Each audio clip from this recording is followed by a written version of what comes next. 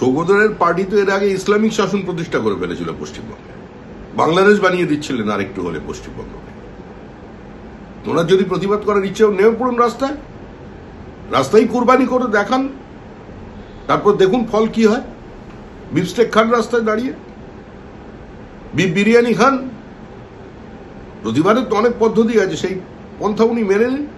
তবে ওর থেকে এটাই আশা করা যায়, কারণ যিনি আনন্দমঠকে সাম্প্রদায়িক রচনা বলেছিলেন, বন্দে মাতরমের মধ্যে সাম্প্রদায়িকতা আছে বলে প্রতিবাদ করেছিলেন, তিনি স্বাভাবিকভাবে বিফ বিরিয়ানি সমর্থক হবেন, এটাই প্রত্যাশিত। তবে এগুলা চলবে না। আবার বলছি, এখানে আর বাবরের শাসন নেই, এখন শিবাজী মহারাজ। রবীন্দ্রনাথই বলে গিয়েছেন, একই ধর্ম রাজ্য পাশে খণ্ডচ্ছিন্ন বিক্ষিপ্ত ভারত বেঁধে দিব আমি।